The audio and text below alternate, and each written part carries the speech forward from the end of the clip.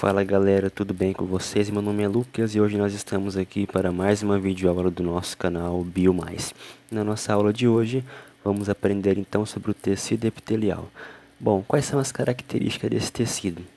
Bom, o tecido epitelial, então, apresenta células, né, que são bem grudadinhas umas nas outras, ou seja, elas são células justapostas, certo?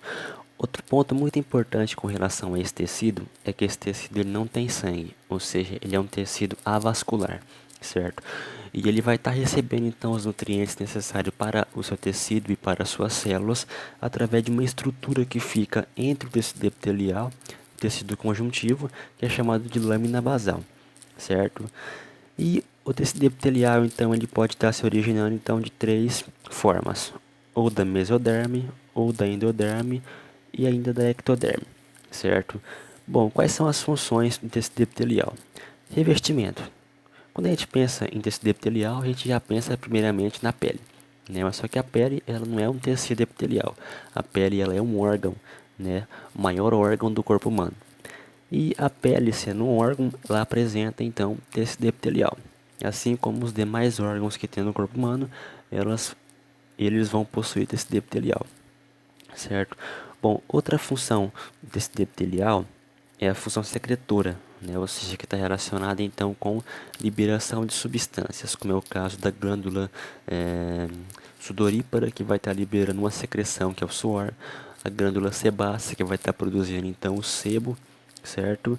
E a absorção vai estar relacionada com o intestino, né? Ou seja, tudo aquilo que for ingerido, na hora que ele chegar no intestino, ele vai ser então aquilo que não foi absorvido, né?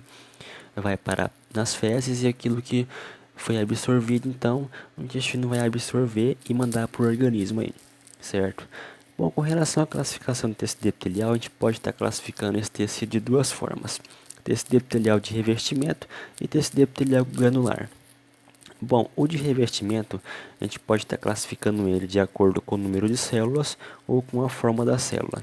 Com relação ao número de células, ela pode ser simples, né, estratificado ou ainda pseudoestratificado. Simples, ela vai ser quando ela tiver apenas uma camada de células, certo? Como esse caso aqui, ó, apenas uma camada de células. Estratificado, né, ou seja, ela vai apresentar mais de uma camada de células, como é este caso aqui. E a pseudoestratificado, pseudo em biologia significa falso, e estratificado, né, vem de várias células, né, ou seja, é que neste caso aqui, ó, ela aparenta ser estratificado, só que na verdade ele é simples, né, ou seja, só que não é classificado como simples, porque para ser simples as células têm que ter todo o formato adequado, né, ou seja, todos os tamanhos certinhos aqui. E aqui no caso, cada célula tem um tamanho diferente. Então, por esse motivo que ela é denominada então como tecido epitelial de revestimento pseudoestratificado. Agora, com relação à forma da célula, pessoal, ela também pode ser pavimentosa, cúbica, prismática ou de transição. Pavimentosa, ela vai ser essa célula aqui mais achatadinha, certo? Cúbica, ela já vai ser, né, formato redondinho aqui, ó, como é o caso, por exemplo, da traqueia.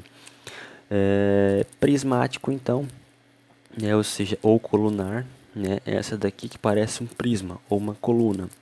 E de transição vai ser este caso aqui, né, ou seja, ela é de transição, como é o caso da bexiga, né, ou seja, a bexiga é um órgão que ele enche e esvazia com frequência, então por esse motivo que é de transição, ou seja, as células elas apresentam formas variadas, porque de acordo com o órgão, como ele vai se dilatando e diminuindo, né, as células vai mudando então de, de formato também. Agora, um outro tipo de tecido epitelial, né, ou seja, que a gente pode estar classificando, é o granular, né, ou seja, que geralmente ela vai possuir apenas uma camada de células, né, na grande maioria. E a função basicamente é a secretora, né, ou seja, ela vai secretar alguma coisa, como é o caso da sudorípara, né, ou seja, vai produzir o suor, a sebácea vai produzir então o sebo, certo? Ou também nós temos as células caliciformes, né, ou seja, que são aquelas células que ficam no intestino, né? Ou seja, elas vão estar liberando substância para poder facilitar na hora da digestão. Então aqui nós temos basicamente as glândulas, que podem ser endócrinas ou exócrinas. As glândulas endócrinas, então, elas vão estar liberando o produto diretamente no sangue, né? Ou seja, como é o caso da tireoide, certo? E as exócrinas, elas vão liberar para fora, né? Ou seja, para o meio externo, como é o caso das salivares, né? Ou seja, as sudoríparas, como eu falei, e as sebáceas.